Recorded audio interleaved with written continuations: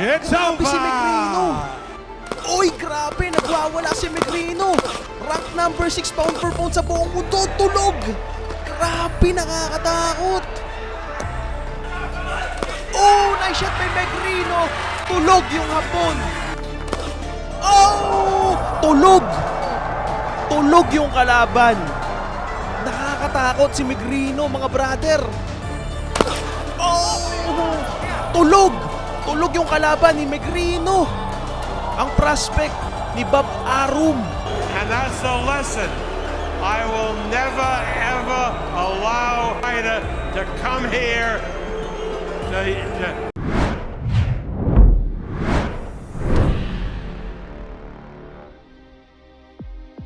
Isa sa pinakamatinding boksingero sa buong mundo na napabilang sa The Ring Magazine Best Pound for Pound rank number 6 sa buong mundo. Paano nga ba pinatulog ng boksingerong Pinoy sa sarili nitong baluarte? He's going for it. This is Joshua! Wow! Look at Joshua! In an unbelievable round! Binansagan bilang halimaw ng Mindanao ang boksingerong si Ray Megrino. Paano ba naman? Paiba-iba ang tema nito sa loob ng ring. May isang pagkakataon kasi na bigla na lamang nito inilaglag ang kalaban kahit na sobrang mismatch ng naganap na bakbakan. Ang tema, tinatago ni Ray Megrino ang tunay na potensyal na sa tuwing nilalatagan ng mga pipitsuging laban, sa halip na ipanalo ang fight, ay ibinibigay na lamang ang panalo sa kalaban.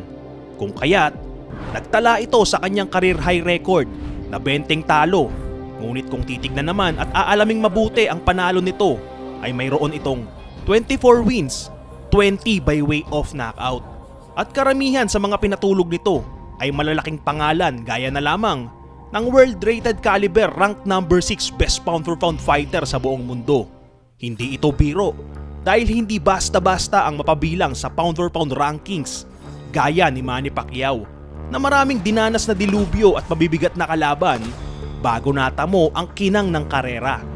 Pero kung si Manny Pacquiao, ang kinikilalang pound for pound king ng mga panahong iyan, ay nasa ika-6 na pwesto ang isa sa pinaka-boxing legend ng bansang Thailand, WBC and The Ring Magazine Flyweight World Champion, Pongsaklek Wonjongkam. May overall record na 91 wins, 5 loss and 47 by way of knockout. Pero kung nasa ika-6 na trono ito sa pound for pound list, pagdating naman sa kanyang dibisyon ay nasa ika-unang pwesto naman ito pagdating sa 112 pounds division ng flyweight. Dumako naman tayo sa kung ilang boksingero na ba ng Pilipinas ang inalisan nito ng karir sa boxing. Well, magmula sa taong 1994 hanggang 2012 na halos 2 dekada ay pagkain ang tingin nito sa bansang Pilipinas. Kaya naman, magandang pagsasalubong ito sa bakbakang tinimpla ng malaking negosyanteng promoter sa Thailand. Dahil isinagawa ang malaking laban ni Pongsaklek sa kanilang baluarte mismo at ang napiling patulan, isang boksingerong Pinoy na maraming talo. At dahil nga magaling magtago ng tunay na kakayanan ang tinaguriang halimaw ng Mindanao, Ray Megrino, marami ang nag-akala at umasa na easy fight lang para sa kanilang bansa ang bakbakan. Kaya naman, naging blockbuster sa Thailand ang bentahan ng tiket. Sold out ang palabas at sobrang hayahay ng mga tao na nag-aabang ng salpukang Megrino versus Pongsaklek. Sapagkat sa unang tingin pa lang ng kartada ni Megrino, paniguradong sure win ang rank number 6 pound for pound best fighter ng Thailand. Ngunit nang naganap na ang labang matagal na inasam ng Pinoy, ay matinding lamay pala sa loob ng ring ang masasaksihan ng marami. Fighting out of Mindanao, the Philippines, Ray De Lobillo Megrino Singwangcha. Fighting out of Osaka, Japan, Yuki Strong Kobayashi. Top number 5, Megrino versus sa prospect ng top rank. Oh, nice job by Megrino. Yan pong naka-red gloves dyan, yan po si Ray Megrino. Huwag po kayong kukurap mga brother.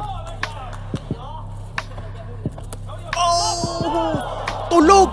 Tulog yung kalaban ni Megrino. ang prospect ni Bob Arum. Grabe. Yan o. Pang! Ang lakas. De lo Mio. So proceed tayo sa top number 4. Yung naka blue gloves po rito, yan po si Megrino. At ang kalaban niya po rito mga brother, hindi biro to ha. Top number 6 pound for pound ranking sa buong mundo, no? Best pound for pound po yan. At number 1 sa flyweight division. So dito mga brother, ang akala nila tune up fight lang itong si Ray Megrino dito. So medyo ginagamay pa ni Megrino yung kanyang kalaban dito. Dahil balwarte po ito ng kanyang kalaban na pound for pound king. At ang pakay sa kanya rito, tune up fight, no? Meaning to say, pagkain lang po. Walang kahit na ano. Pagkain lang na kanilang mga boksingero. So dito hindi masyadong nilalabas ni Megrino, no? Yung kanyang tunay na potensyal. Nakatago pa oh. Pero unti-unti inaaral lang ni Megrino. Ay, ang ganda nung head movement dito ni Megrino. Antabayanan nyo brother yung buong fight na to, yung buong content na ito. Ang gaganda ng mga laban dito ni Megrino. So naka blue trunks po dito si Megrino.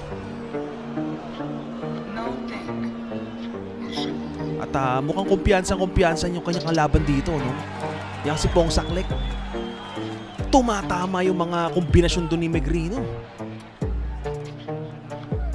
Bumilib ako kay Megrino mga brother kasi kahit marami siyang talo, pagka magaganda yung fight na ibinibigay sa kanya, nagagawa niyang maipanalo eh. Ganda nung head movement, parang Manny Pacquiao oh. Tumatama yung mga counter doon ni Megrino. At mukhang tinatimingan siya ni Pong Saklek. Oh, nice left hand by Megrino. Tinatimingan siya ni Pong Saklek Won Jong Kam. So ito yung mga highlights brother. So round number 2. Medyo vintage fight po ito mga brother ha. Hindi ganun kalinaw pero yung pagkapanalo ni Megrino dito, yun yung aalamin natin. Kasi pound for pound eh. Kung number 1 si Manny Pacquiao, ito yung number 6. Sipin nyo sa buong mundo yan ha. Yung kalaban niya rito, rank number 500 plus. Oh, pinapasok na ni Megrino. At ang ganda ng forma dito ni Megrino, very unpredictable. Magalaw. And at the same time, may timing and peekaboo style. Walang takot si Megrino mga brother. Baluarte yan ng pound for pound ha. Number 6 ha. Oh, pumapasok na brother. At walang katakot-takot itong si Megrino. Nothing to lose eh. Oh, nice uppercut. Ganda. Rank, top number 4 pa lang po yan ha. Abangan nyo yung top number 1 brother. Baka hindi kayo makatulog pag napanood nyo.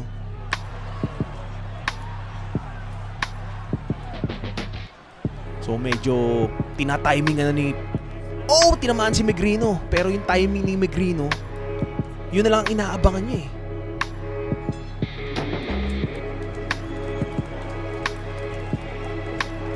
Ganda nung fight mga brother. Sipin nyo, underdog, very underdog yung Pilipinas ng mga panahong ito. Oh! Pumasok yung kanan ni Megrino. Ibig sabihin, very powerful yung kanyang kanan talaga brother. Hilong-hilo yung rank number 6 ng pound for pound. Best fighter sa buong mundo. Ayan, tignan natin. Napaatras doon ng matindi at takot na brother yung mga Thai. Oh, laglag na naman kay Megrino. At dyan po tinapos ni Megrino yung kanyang kalaban na pound for pound rank number 6. Yan oh. Pang! Hinabol ng kombinasyon mala Pacquiao brother. Parang Manny Pacquiao. Sayang at hindi nabigyan to ng magandang opportunity, no? Pero ano yung mga susunod pa na fight kay Megrino para mas makilala pa natin? Grabe, tulog yung pound for pound rank number 6. So dumako naman tayo dito sa top number 3, kung saan undefeated po ng Japan yung kanyang kalaban. At pro debut po itong si Rey Megrino. Yan pong naka blue trunks. At solidong-solido yung katawan dito ni Megrino. Naaalala ko yung Manny Pacquiao na katawan eh. Parang ganito. Oh, tumama yung left. Grabe. Barakong-barako ng mga panahon to si Megrino. Oh! Nice wide shot. Oh! Ginuulat ni Megrino, mga brother. Yung buong Japan. Kaya pala hindi nila binigyan ng opportunity si Megrino. Pinapataob lahat ng prospect. Ito prospect to, brother, undefeated. Gusto nila ng mataas na rankings, kaya nilaban kagad kay Megrino. Eh si Megrino, akala nila laging talunan. Hindi.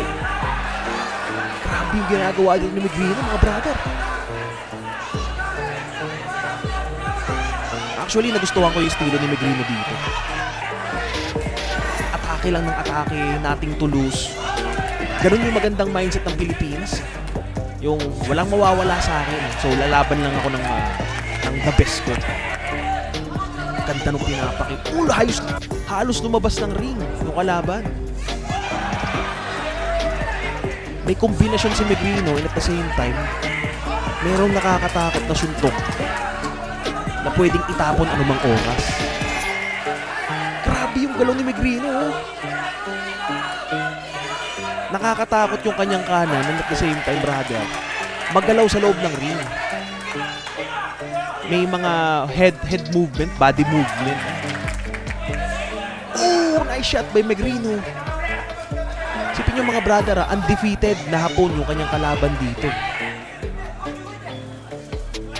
Kasasalta lang po ni Megrino sa Japan. Kinakain niya pa yung suntok yung hapon. Oh, nice left hand by Megrino. Mukhang nasa by the bell doon. Tuloy tayo, mga brother.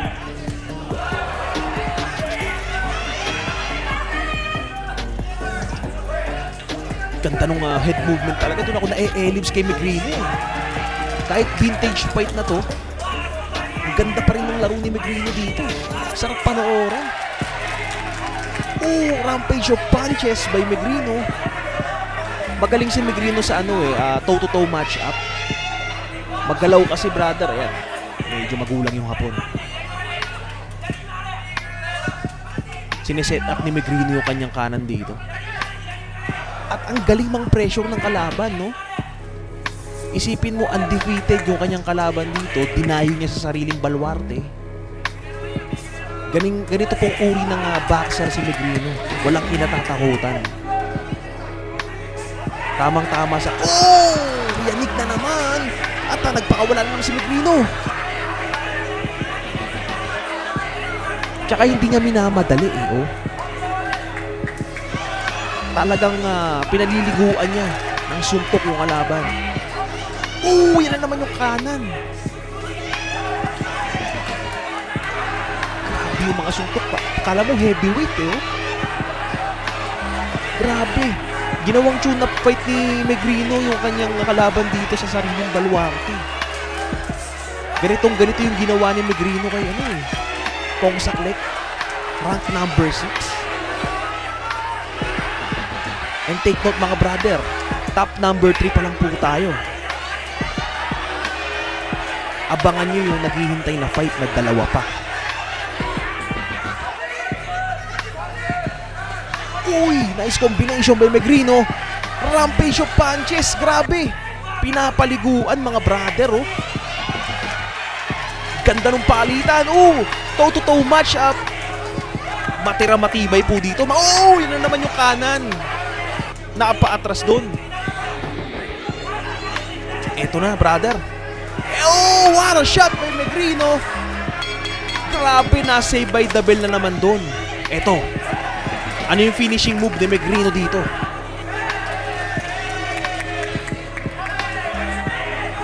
Walang stamina kay Megrino. Atake ng atake. Naliligo sa suntok parehas na boksingero dito pero matira matibay, no? Ang ganda ng fight. Oh, naliligo na yung kalaban. Megrino. Oh, nice. Ganda. Kakaiba maglaro si Megrino. Parang Mexican.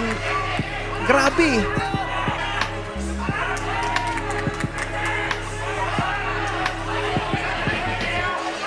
Sureball yung mga suntok ni Megrino, brother. Naghihintay talaga. Opening. Ganda ng movement, oh. Parang si Manny Pacquiao. Ang ganda ng head movement. Ayan, matira matibay. Anong gagawin dito ni Megrino? Oh! A demolition job by Megrino. Napayakap dun yung Hapon na prospect nila, no? Undefeated. Oh! Nice shot by Megrino. Tulog yung Hapon.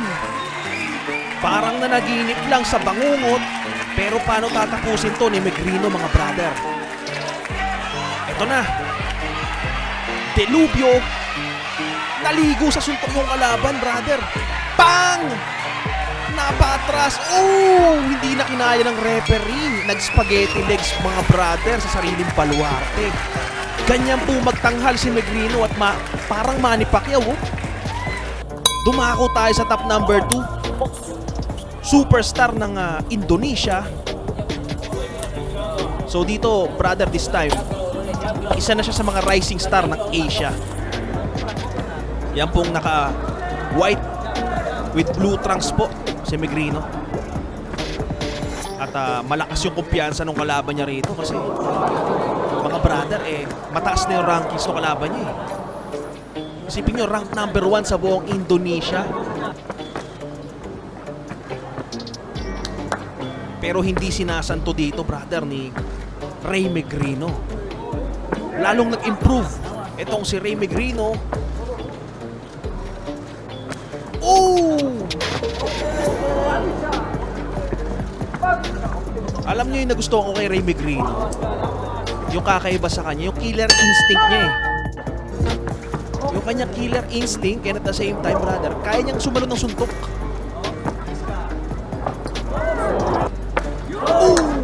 Iba talaga yung kanan, brother, ni Megrino. Yung mga suntok, brother, kinakain ng ni Megrino. Ayan, o. Wala kay Megrino, brother. Sinayawan lang. Uy, medyo kaki yung kalaban niya rin. Matira matibay dito, mga brother. Abangan nyo yung number 1 natin kung gaano ka-dilubyo yun, brother. Ang hatid ng halimaw ng Mindanao.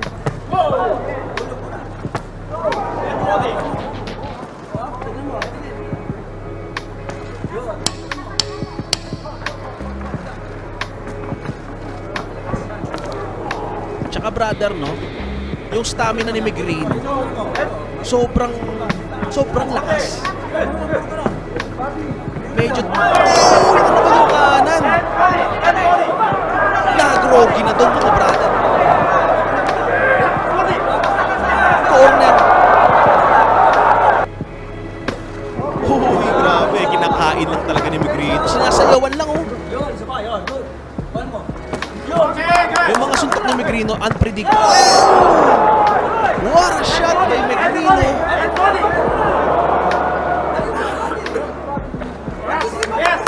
Grabing bakbakan to, mga brother. Superstar ng Indonesia kontra sa rising star ng Asia.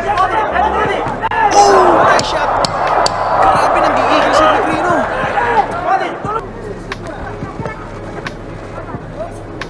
Medyo wild punches dun yung mga pinapakawalan. Ganda ng movement, eh. Kanan talaga, solid, brother. Oh! Nayanig na naman.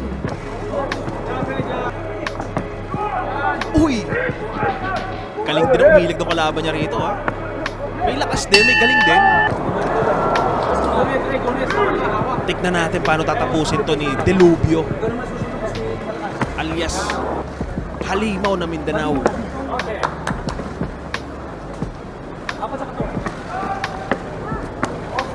Oh, parang hindi tinatablan, no, si Megrino. Manny Pacquiao dun. Oh! Oh! Grabe! Lupay-pay yung kalaban. Nakakatakot si Migrino, mga brother. Tulog! Tulog yung kalaban. Pero ano yung naghihintay, mga brother, sa top number 1? Grabe, paano tinapos yun? Ano yung replay? Meron ba? Eh ano? Kanan talaga si net up.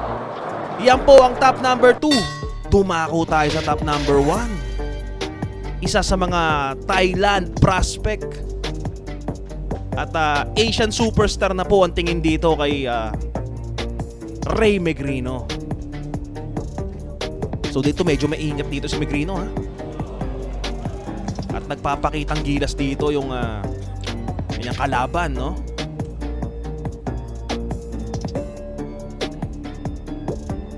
Ang tanong, brother, paano tatapusin to ni Ray Megrino? At lalong naging maangas yung kanyang forma dito, no? Ayan, no? Ganda ng hairstyle, ganda ng tattoo. Talagang pamboxing talaga.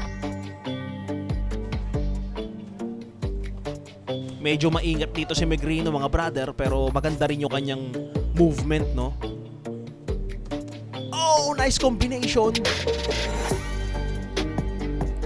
Yung nag-improve dito kay Megrino yung depensa. Kanina kinakain niya yung suntok, eh. Ganda ng kombinasyon. Oh! Nakatikim dun yung kalaban. At mas maganda yung focus dito ni Megrino. Para sa akin, ito yung full package na Megrino na nakita ko. Itong fight na to. Tingin nyo ba, brother, kung nahawakan to ni Coach Freddy Roach? Tingin nyo, naging world champion kaya to?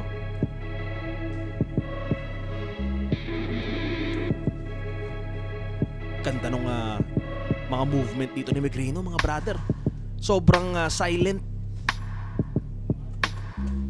At yung kanyang suntok dito, galing baba lahat.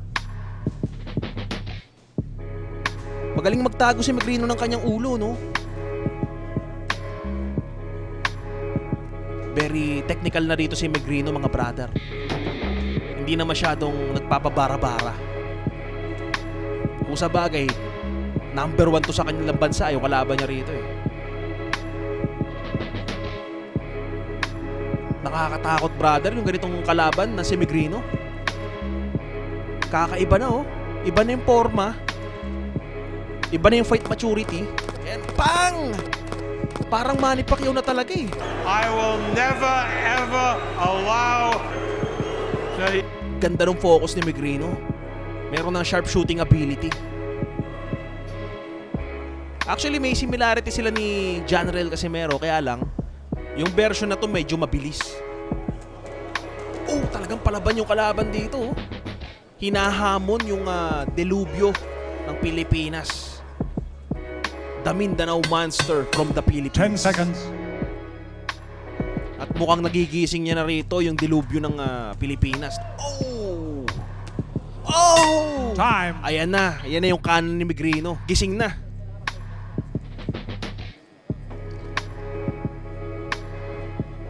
Round 2. So ito round number 2. Actually, brother, medyo risky yung pangalawang pagkatao ni Megrino. Pag medyo bara-bara na si Megrino, marami siyang open pero napakadelikado ng mga kamao. Oh! Tinamaan dun, brother. Yun yung sinasabi natin. Yung ikalawang version ni Megrino, hindi masyadong maingat pero nakakatakot yung suntok. Kanina tahimik lang, eh. Tsaka may depensa, may IQ. Ngayon, iba naman. Paiba-iba ng estilo sa loob ng ring tong si Megrino. Ayan na, nagiging active na yung kaliwa. Kanan. Oh! Laglag na naman. Nakatikim at mukhang grabe. Parang hindi niya expected yung ganong lakas ni Megrino. Sabi ko nga kanina, pag nagiging risky fighter si Megrino, lumalakas yung laro. Pang! Oh! Hinabol na ni Megrino. Boom! Tulog na naman, mga brother. Grabe si Megrino. Tulog Tulog yung kalaban, nakakatakot. Yan o, wala, hindi pa makamulat. Yan po ang top number 1. Ito naman mga brother, yung nakalaban ni Megrino. Yung tinaguri ang pungluwang Sorsing Yu. WBO World Champion po yan mga brother. Yan pong naka-white trunks, yan po si Megrino. At yung naka-red trunks, yan po si pungluwang Sorsing Yu. Ito medyo malaking learnings po yung fight na to para kay Megrino, para mas ma-establish niya yung kanyang sarili. So importante ito na mapanood natin yung output nito. Kasi isa ito sa mga crucial fight ni Megrino na medyo nahirapan siya.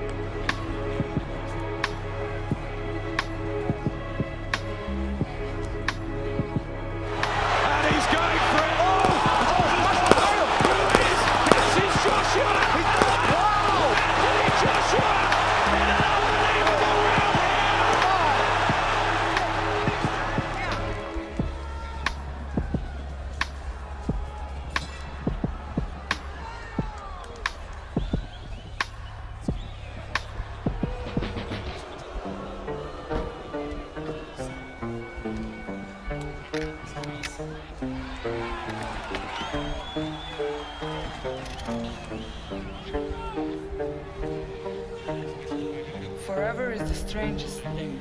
It's shorter.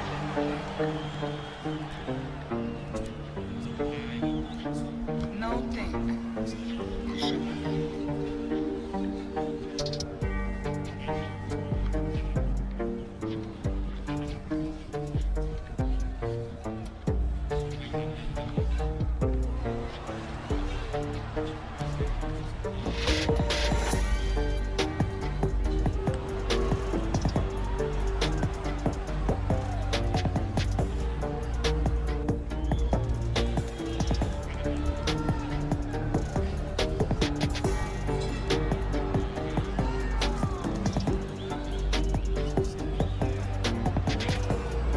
Ayan, actually, sobrang dikit lang ng fight. Ayan o, palaban talaga si Megrino. Hanggang dulo. Kaya alam mga brother, no, may problema lang dito sa fight na to. Nagkaroon po ng hometown decision na pabor sa kanyang kalaban. So, dito po maraming natutunan si Megrino sa kanyang matinding talo rito, no. Kaya ako siya tinawag na matinding talo kasi brother, sobrang dikit lang eh. So dahil nga dayuhan ka, syempre, i-expect mo talagang hindi sa'yo bibigay yung hometown decision, no?